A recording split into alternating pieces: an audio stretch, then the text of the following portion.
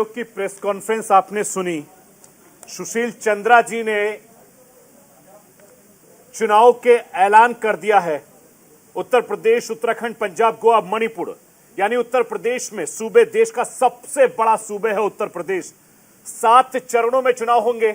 उत्तराखंड में 1 चरण में चुनाव होगा। पंजाब में भी 1 फरवरी के आसपास चुनाव होंगे। मनीष जी, जिस तरीके की बात न्यूज इंडिया ने कही, आखिरकार न्यूज इंडिया की खबर पर मोहर लग गई। जी, न्यूज इंडिया की खबर पर मुहर तो लगी सरफराज जी, लेकिन यकीन हो तो कोई रास्ता निकलता है, हवा की ओट पर चिराग जलता है। जी हाँ, ये मंजूर हाशमी साहब का शेर, जो कि मुख्य चुनाव आयुक्त सुशील चंद्रा ने ये कहते हुए बड़े एक सधे हुए अंदाज में उन्होंने आखिर तारीखों का ऐलान किया।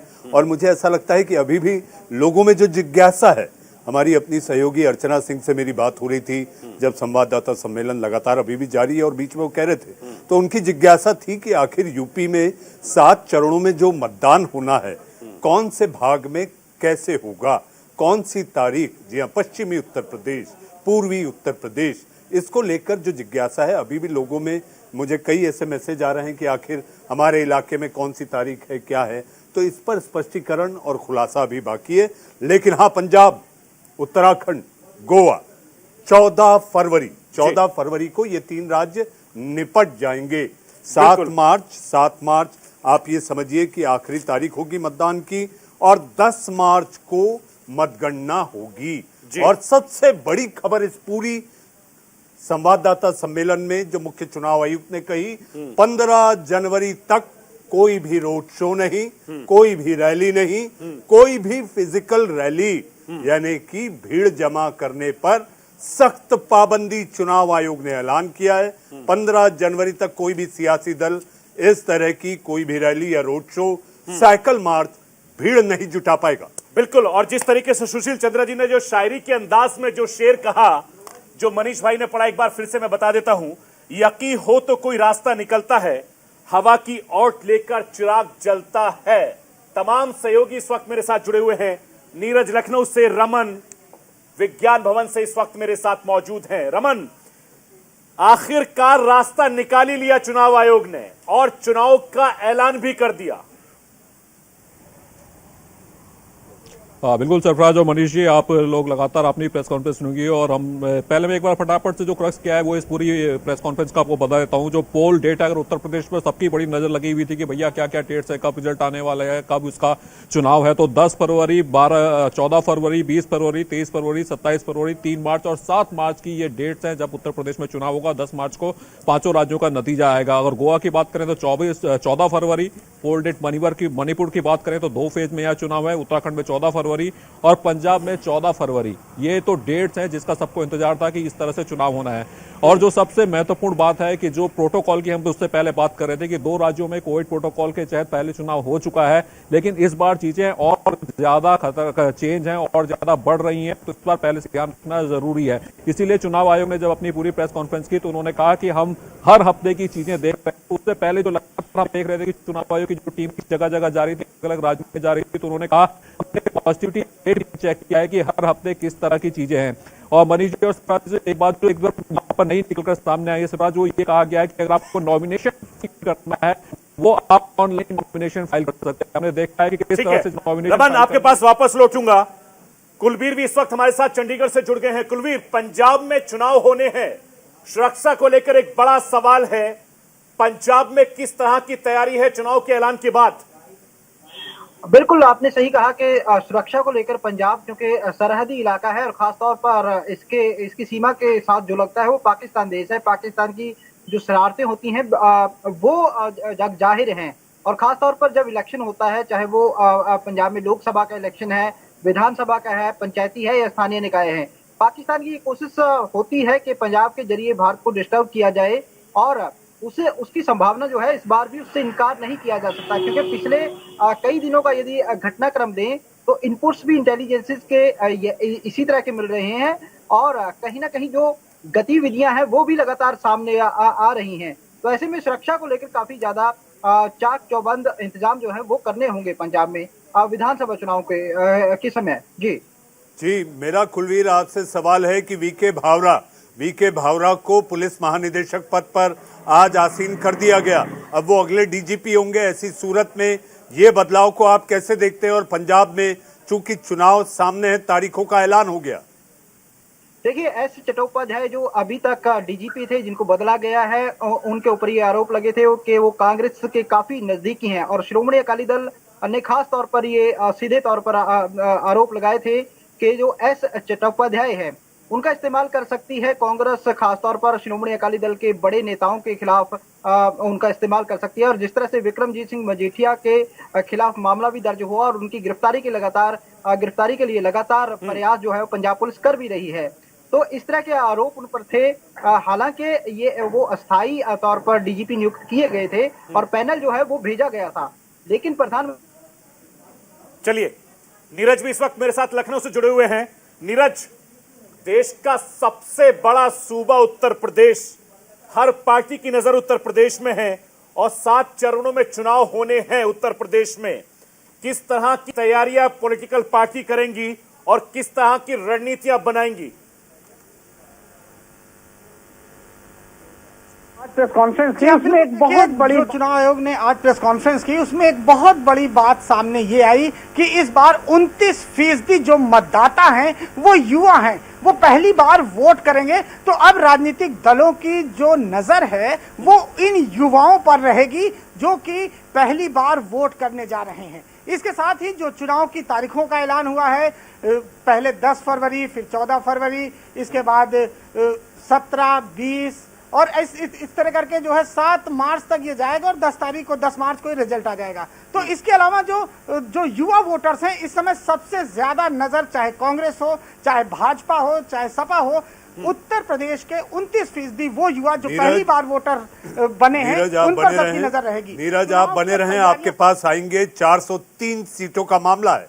ऐसे में हमारी अपनी सहयोगी अर्चना सिंह जो खुद उत्तर प्रदेश से आती हैं, कानपुर। अर्चना, आप में बड़ी उत्सुकता है कि आखिर उत्तर प्रदेश के किन किन इलाकों में किस तारीख को मतदान होना है। बिल्कुल, और इसका इंतजार था जिसकी घोषणा भी अब हो चुकी है। लगभग अब पता लग चुका है कि कितनी सीटों पर पहले फेज में, कितनी पर दूसरे से फेज में चुनाव होंगे। तो पहले फेज में जो मतदान होगा 11 फरवरी को 75 सीटों पर उनमें चुनाव होगा। इनमें मुजफ्फरनगर, बागपत, मेरठ, गाजियाबाद, गौतम बुद्ध नगर, हापुड़, बुलंदशहर ये सीटें शामिल हैं। दूसरा चरण जिसमें वोटिंग 14 फरवरी को होगी, उसमें 67 सीटों पर मतदान होगा। तीसरे चरण का जो मतदान है वो 69 सीटों पर होगा। चौथे चरण के मतदान में 73 जो सीटें हैं उन पर मतदाता वोट डाल पाएंगे। पांचवें चरण में 52 सीटों पर वोटिंग होगी। छठे चरण में 49 सीटों पर वोटिंग होगी और 7वें चरण में 40 सीटों पर वोटिंग होगी। ये अनुमान अभी लगाया गया है। हालांकि इंतजार करना होगा पूरी तरह से जानकारी निकल के सामने आए। लेकिन 7 चरण में मतदान होगा उत्तर प्रदेश में। 1 चरण में मतदान होगा गोवा में, उत्तराखंड में और पंजाब में। और मणिपुर में 2 चरणों में चुनाव होगा क्योंकि संवेदनशील है मणिपुर भी। और इस बार चुनाव आयोग ने जो तैयारियां की हैं उसमें कोविड प्रोटोकॉल का ध्यान रखा गया। और सबसे बड़ी बात जो मुख्य चुनाव आयोग ने अपने इस पूरे संबोधन के दौरान कही, जो उन्होंने अपनी बातें रखी, उसमें कहीं उन्होंने एक शब्द का जिक्र किया, कैंपेन कर्फ्यू। यानी इस बार ये कैंपेन कर्फ्यू रहेगा। कैंपेनिंग पार्टियां नहीं कर पाएंगी 15 जनवरी तक और उसके बाद स्थिति की समीक्षा की जाएगी कि हालात अगर बेहतर होते हैं तो इजाजत दी जाएगी। और उसके बाद भी जो नियम हैं, जो कोविड प्रोटोकॉल होंगे, उनका पालन करना होगा। राजनीतिक दलों को इस बात का पूरा ध्यान रखा गया है। यानी 15 तारीख तक कोई चुनावी रैली नहीं होगी, कोई रथ यात्रा नहीं निकलेगी, कोई पदमार्ग पैदल यात्रा नहीं निकलेगी। डोर टू डोर कैंपेन में भी सिर्फ 5 लोग जा पाएंगे। यानी अगर आप जाते हैं डोर टू डोर कैंपेन के लिए तो भारी भीड़ जाती थी, लंबा लाव लश्कर जाता था, जो अब नहीं जाएगा राजनीतिक दलों का और सिर्फ अब 5 लोग ही जाएंगे। और जीत के बाद यानी 10 तारीख को जब नतीजे आएंगे 10 मार्च को, उसके बाद भी कोई भी विजय जुलूस नहीं निकाल पाएगा। विजय जुलूस निकालने की इजाजत नहीं है। और एक महत्वपूर्ण बात कही चुनाव आयोग ने कि आप ऑनलाइन नॉमिनेशन भी फाइल कर सकते हैं। यानी कोशिश की गई है चुनाव आयोग की तरफ से कम कांटेक्ट हो, कांटेक्ट लेस हो। इसलिए ऑप्शन दिया गया है कि जो उम्मीदवार चाहें वो ऑनलाइन नॉमिनेशन भी फाइल कर सकते हैं। यानी बिना जाए हुए चुनाव आयोग, वो चुनाव ऑफिस जाए हुए, दफ्तर जाए हुए, वो अपना नॉमिनेशन फाइल कर सकते हैं। ये सुविधा चुनाव आयोग की तरफ से दी गई है। जी अर्चना, अगर बात की जाए तो ये वर्चुअल रैली के साथ वर्चुअल नॉमिनेशन तो मुझे ऐसा लगता है कि मुख्य चुनाव आयुक्त सुशील चंद्रा ने एक बात कही, this is Covid safe election. बिल्कुल जरूरी है, क्योंकि पश्चिम बंगाल के चुनाव के बाद हमने देखा कि स्थिति क्या हुई थी और उसके बाद चुनाव आयोग पर भी आरोप लगाए गए कि चुनाव आयोग ने ध्यान नहीं दिया। रैलियां होती रही, लोगों की भीड़ इकट्ठा होती रही, हुजूम इकट्ठा होता रहा और चुनाव आयोग आंख बंद करके बैठा रहा, जिस वजह से दूसरी लहर आई और उसने इतना बुरा स्वरूप लिया जिसको हम सब ने देखा। इसी को देखते हुए चुनाव आयोग ने तमाम सावधानी बरती है। चुनाव आयोग ने 3 महत्वपूर्ण बातें कही। कोविड सेफ इलेक्शन कराया जाए, वोटर ज्यादा से ज्यादा संख्या में बाहर आए और सुरक्षित हो चुनाव, सेफ हो चुनाव, ये 3 जिम्मेदारियां उनकी हैं जिनकी तरफ उनका ध्यान सबसे ज्यादा है। अर्चना, कोविड सेफ इलेक्शन की बात की जाए तो हमारे साथ स्टूडियो में सरफराज सैफी। कोविड इलेक्शंस में 2020-2021 आपने 2 बड़े राज्यों के चुनाव किए। लगातार कई महीनों तक मैं टीवी पे देखा करता था, आप सुबह कहीं, दोपहर कहीं, शाम कहीं। जरा दर्शकों के लिए बताएं कि आखिर ये चुनाव कितनी बड़ी चुनौती होती है। देखिए मनीष जी, आप चूंकि लंबे वक्त से पॉलिटिकल कवर करते रहे, ना जाने आपने कितने चुनाव कवर किए होंगे, लेकिन कोविड के दौरान जो चुनाव कवर करना होता है हमारे जैसे पत्रकार को, जो ग्राउंड पर रहते हैं, भीड़ में रहते हैं, जैसे भी तमाम सहयोगी मेरे साथ है, बहुत बड़ी चुनौती होती है। मुझे याद है कि चाहे बिहार की बात करें, बंगाल की बात करें, 2 ऐसे चुनाव थे जो कोविड काल के दौरान हुए हैं और ये तीसरा ऐसा चुनाव होगा जो उत्तर प्रदेश से लेकर उत्तराखंड, पंजाब से लेकर मणिपुर और गोवा में ये कोविड काल के दौरान होगा। लेकिन सबसे बड़ी बात यह है कि तमाम तरह की चुनौती होती है और ये सबसे बड़ी चुनौती होने के बाद कई तरह की नुकसान होता है और बहुत बड़ा मुसीबत होता है। इस पर मैं बताऊंगा। शेखर आनंद त्रिवेदी इस वक्त मेरे साथ जुड़े हुए हैं ग्राउंड जीरो से।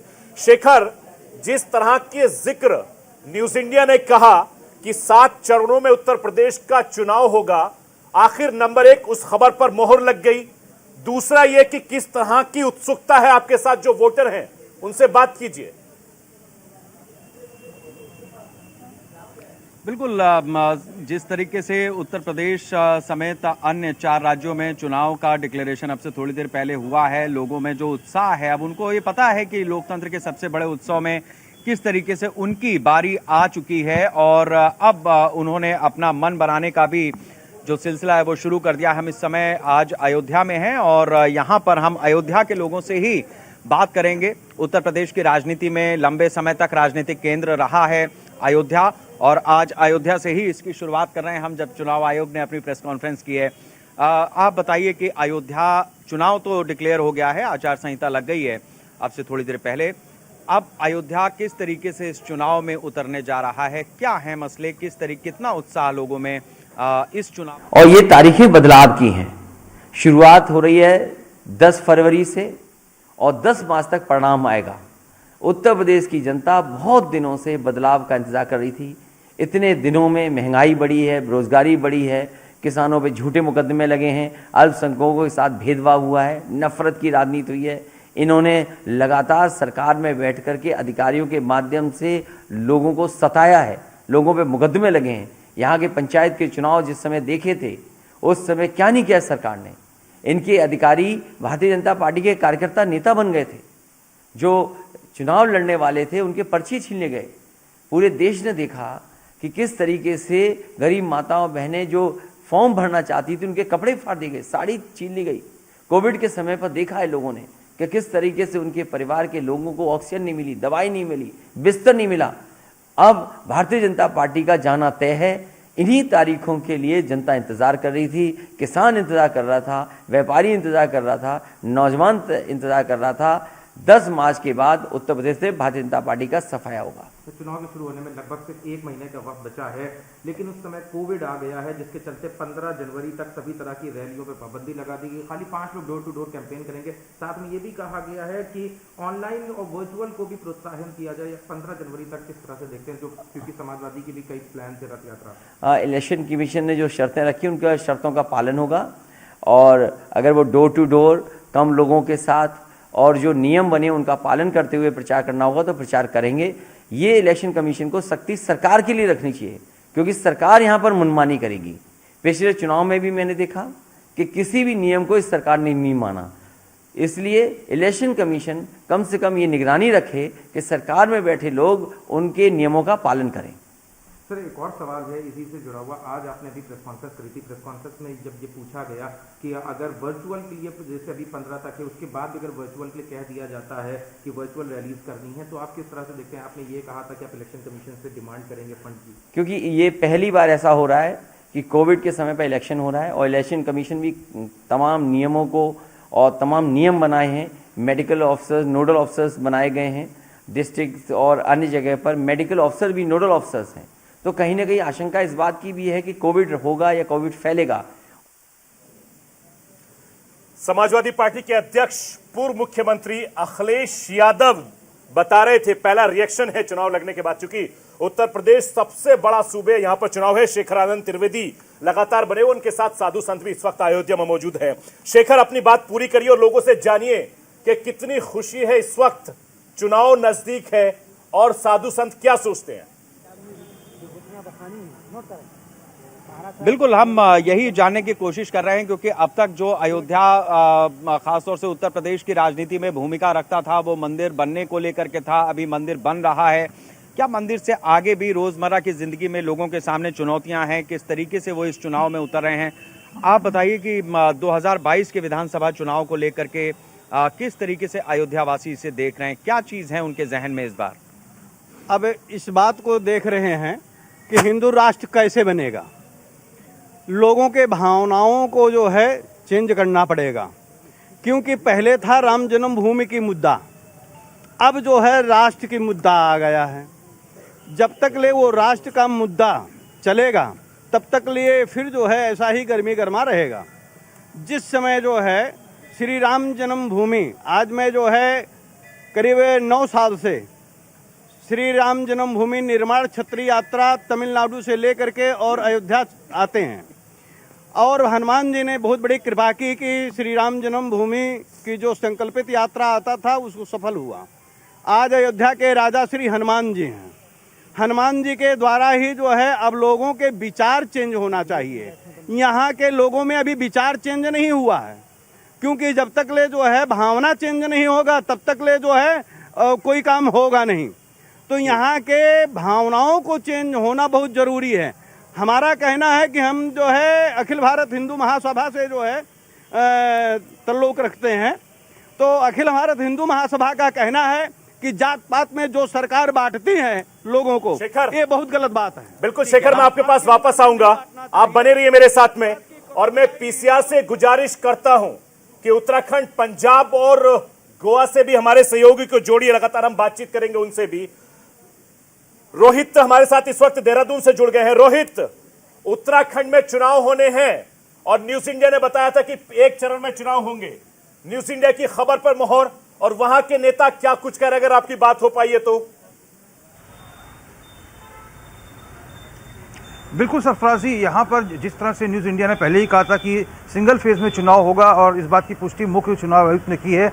और देखिए हम लोग ये सोच रहे थे कि अभी एक हफ्ता पहले मुख्य चुनाव आयुक्त जो है उत्तराखंड से फीडबैक लेके मुख्य निर्वाचन अधिकारी, जिला निर्वाचन अधिकारियों से फीडबैक लेके गए, लेकिन उसके बाद से कोविड के मामले लगातार उनमें इजाफा हो रहा है। लेकिन आज जब प्रेस ब्रीफिंग हुई उसमें मुख्य चुनाव आयुक्त ने साफ तौर पर कहा कि उनकी लगातार उत्तराखंड के स्वास्थ्य सचिव और महानिदेशक स्वास्थ्य से लगातार बात हो रही है, और कोविड पॉजिटिविटी रेट की भी बात की। उन्होंने आंकड़े प्रस्तुत किए कि 1.01% इस समय कोविड पॉजिटिविटी रेट उत्तराखंड में है। और इसके साथ ही वैक्सीनेशन के बारे में भी उन्होंने पूरी डिटेल दी कि 99% ऐसे लोग हैं जिनको फर्स्ट वैक्सीनेशन कोविड का लग चुका है, 83% ऐसे लोग हैं जिनको पहला और दूसरा डोज लग चुका है। तो हम समझ सकते हैं कि मुख्य चुनाव आयुक्त लगातार उत्तराखंड, उत्तर प्रदेश, पंजाब, मणिपुर, गोवा, तमाम राज्यों के जो स्वास्थ्य सचिव हैं, महानिदेशक हैं, इनसे संपर्क में रहे होंगे। और जहां तक आपने बात की कि उत्तराखंड के जो तमाम राजनीतिक दल हैं उनका क्या कुछ फीडबैक है, देखिए चाहे भारतीय जनता पार्टी हो, चाहे कांग्रेस हो, चाहे आम आदमी पार्टी हो, ये तमाम लोग चाहते थे कि चुनाव जो है तय समय के भीतर हो, क्योंकि लगातार जो हमने देखा है कि अभी दिसंबर माह में 4 तारीख को प्रधानमंत्री नरेंद्र मोदी की परेड ग्राउंड में विशाल जनसभा होती है, 30 तारीख को कुमाऊं के हल्द्वानी में जनसभा होती है, राहुल गांधी को की रैली 16 दिसंबर को देहरादून में होती है, और अभी 3 जनवरी को अरविंद केजरीवाल की देहरादून में रैली होती है। तो तमाम जो राजनीतिक दल हैं इनके बड़े नेताओं की रैली हो चुकी हैं। भारतीय जनता पार्टी कहीं ना कहीं जो कैंपेनिंग है उसमें आगे चल रही है, क्योंकि बीते 18 दिसंबर से भारतीय जनता पार्टी की उत्तराखंड के गढ़वाल मंडल से विजय संकल्प यात्रा निकल रही थी, जिसकी शुरुआत बीजेपी के राष्ट्रीय अध्यक्ष जेपी नड्डा ने की। मैं मानती हूं कि सारी पॉलिटिकल पार्टियां, खास करके आम आदमी पार्टी। चुनाव आयोग ने जो भी बंदोबस्त किया है उसमें आम आदमी पार्टी का पूरा समर्थन रहेगा, चाहे जो उनके कोविड प्रोटोकॉल्स को लेकर अनाउंसमेंट्स स्पेसिफिक हैं, चाहे जो उन्होंने डेट्स की घोषणा करी है, तो हम पूरा समर्थन देंगे इलेक्शन कमीशन को। चुनाव 14 फरवरी को है, उत्तराखंड में भी, गोवा में भी और पंजाब में भी, और हम चुनाव की डेट का स्वागत करते हैं। आम आदमी पार्टी पूरी तरह से तैयार है। 14 फरवरी वैसे भी आम आदमी पार्टी के लिए बहुत लकी डेट है, बहुत खास डेट है, तो हमें खुशी है इस बात की कि इन तीनों राज्यों में 14 फरवरी को चुनाव है और हमें पूरा भरोसा है कि बहुत ही शानदार रिजल्ट आम आदमी पार्टी को इन तीनों राज्यों में मिलेगा। ये 3 राज्य वो हैं जहाँ पर आप सबसे एक तरह से मजबूत स्थिति में पूरी ताकत से प्रचार में जुटे हुए हैं, तो क्या ये आपके लिए अच्छी खबर है कि एक ही चरण में चुनाव हो रहे हैं? देखिए, चुनाव तो ज्यादातर यूपी के अलावा जो इस फेज का इलेक्शन होता है इन तीनों राज्यों में एक साथ ही होते हैं। हमारी तैयारी पूरी है, चाहे वो एक चरण में होता है चाहे वो 2 चरण में होता है। आम आदमी पार्टी पूरी तरह से तैयार है। इन तीनों राज्यों में हमने काफी कैंडिडेट्स की भी घोषणा कर दी है। पंजाब में 7-8 लिस्ट कैंडिडेट्स की आ चुकी हैं। कल ही उत्तराखंड और गोवा में दोनों में कैंडिडेट्स की पहली लिस्ट अनाउंस हुई है। हमारे कैंडिडेट्स पूरी मजबूती के साथ घर घर जा रहे हैं, डोर टू डोर जा रहे हैं। जी हां, तो आतिशी आम आदमी पार्टी की नेता हैं, लगातार बहुत खुश हैं और कह रही हैं कि 14 फरवरी उनके लिए बेहद खास है। तो मैं अपने दर्शकों को बता दूं कि तमाम 5 राज्यों के जो विधानसभा चुनाव हो रहे हैं उसको लेकर लगातार पॉलिटिकल पार्टियों के रिएक्शन आने शुरू हो गए। उत्तर प्रदेश के मुख्यमंत्री योगी आदित्यनाथ ने ट्वीट किया है। उन्होंने कहा है कि भारतीय जनता पार्टी की डबल इंजन की सरकार है, उपलब्धि के आधार पर जनता के जनार्दन से आशीर्वाद लेगी और एक बार फिर से प्रचंड बहुमत की सरकार बनाने में सफल होगी। योगी आदित्यनाथ ने ट्वीट किया है। और कुलबीर हमारे साथ पंजाब से लगातार हमारे साथ बने हुए हैं। पंजाब का चुनाव भी बेहद दिलचस्प होने वाला है, चूंकि 117 विधानसभा सीटें हैं, कांग्रेस के पास 80 सीटें हैं और आम आदमी के पास 17 सीटें हैं पंजाब में मनीष भाई। और अकाली दल चूंकि 14 सीटों के साथ लगातार ये कोशिश कर रहा है कि एक बार फिर से सत्ता में काबिज हो। कुलबीर, पंजाब की जनता क्या सोच रही है, हमारे दर्शकों को बताइए। जी बिल्कुल, पंजाब की जनता भी काफी बेसब्री से इंतजार कर रही थी इन डेट्स का। हालांकि कोरोना है, कोरोना में कई तरह की सेफ्टी जो है सुरक्षा का ख्याल रखना होगा, लेकिन जनता भी तैयार है, नेता भी तैयार है। और पिछले काफी दिनों से आपने देखा होगा कि सभी नेता, सभी पार्टियां जो हैं वो चुनावी मैदान में हैं। और अब जिस तरह से डेट्स का अनाउंसमेंट भी हो गई है, लेकिन कुछ रिस्ट्रिक्शंस रहेंगी, चाहे वो रैलियों को लेकर हैं या फिर और जो कोविड के जो नियम हैं या जो प्रोटोकॉल के तहत जो हिदायतें जारी की हैं उनका ध्यान रखना होगा। लेकिन यही कहा जा सकता है कि पंजाब की जनता भी एक बार फिर अपनी मन पसंदीदा जो सरकार है उसको चुनने के लिए तैयार है। लेकिन काफी दिलचस्प राजनीतिक हालात इस बार बन रहे हैं पंजाब में, क्योंकि भारतीय जनता पार्टी और श्रोमणी अकाली दल जिसका गठबंधन करीब 25 साल तक चला और पंजाब पर काफी समय इन्होंने राज भी किया, लेकिन इस बार वो गठबंधन टूट चुका है। और भारतीय जनता पार्टी कुलवीर, देश ने साल भर तक किसान आंदोलन देखा है, किसान नेता भी चुनाव में ताल ठोक कर उतर रहे हैं। आपको क्या लगता है कि पंजाब में किसका सीधा मुकाबला किससे होगा?